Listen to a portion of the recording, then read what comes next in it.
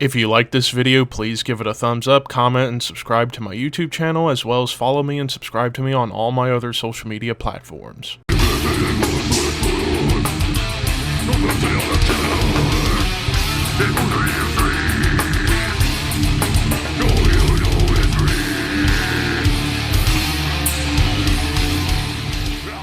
What's up, Thrashers, and welcome back once again to the Thrash Maniac 99 YouTube channel, and I am back with another episode of Under the Radar for you guys. Well, actually the first of two episodes this week, because there was a lot of albums that came out on May 26th that I wanted to cover, and I thought, well, since there was just too much to fit in one episode, how about we do two episodes this week? So, real quick reminder before I get started, there is a giveaway going on right now for this channel. It should be the video for returning subscribers on the YouTube channel page, where I am doing a 4,000 subscriber giveaway. Once I reach 4,000 subscribers, I will pick out whoever leaves a comment in the video, or the comment section of that video. They will win 6 CDs. So a reminder, that video will be in the description box here on the videos going forward until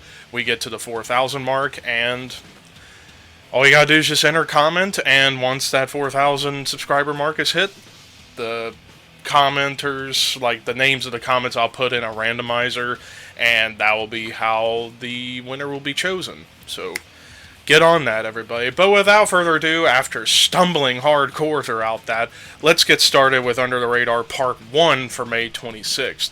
So this is going to be for the bigger bands, or the more known bands. And what bigger band to get started with than Metal Church with Congregation of Annihilation. Now, first off, I forget the name of their drummer who just recently passed away.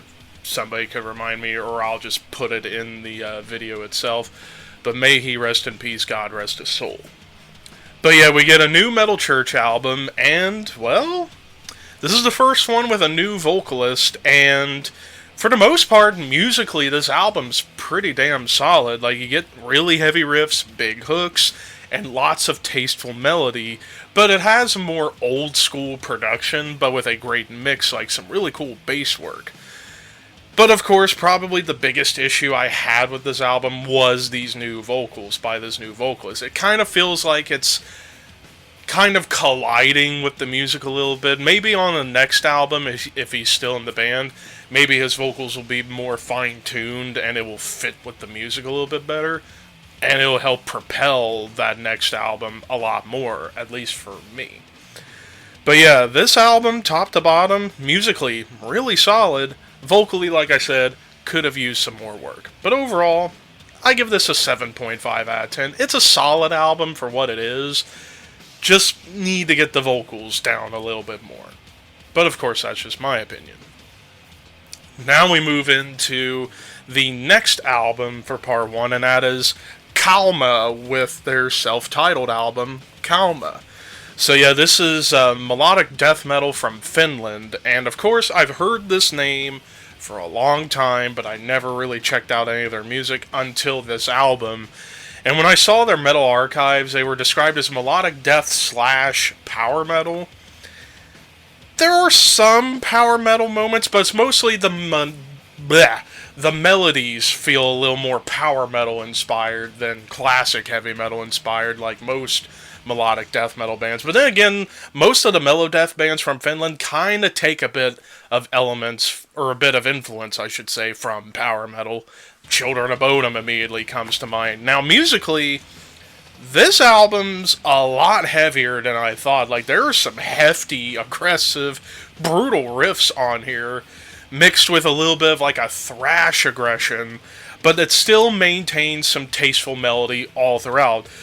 Best bands I could describe for Kalmah, I would say like bands like Amon Amarth, Hypocrisy, and dare I say Edge of Sanity, and the perfect balance of like classic death metal that has a little bit of brutality to it, but with a lot more melodic hooks and great like power metal guitar leads, kind of mashed together into something that Kalmah's been able to do since the late 90s.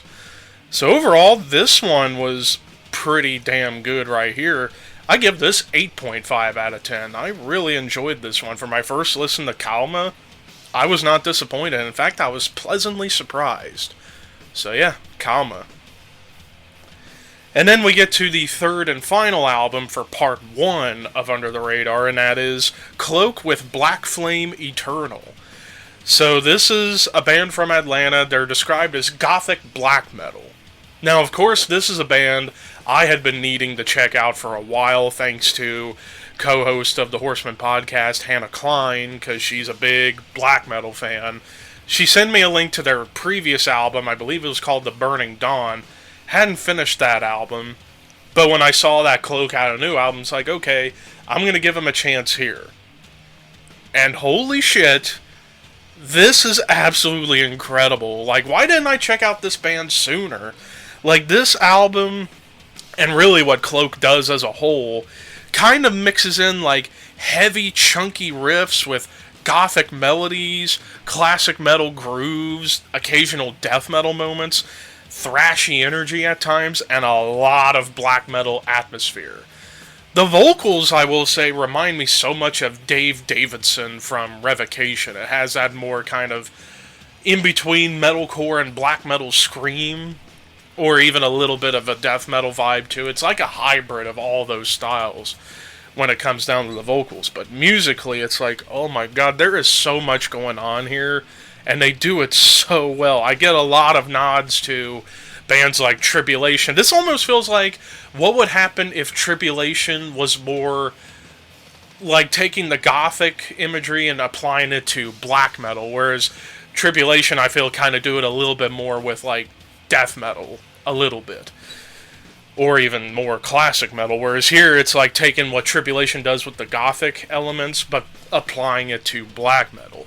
But of course, I also get a ton of nods to bands like Dissection, In Solitude, and even Necrophobic. So yeah, top to bottom, this album, holy shit, it's amazing.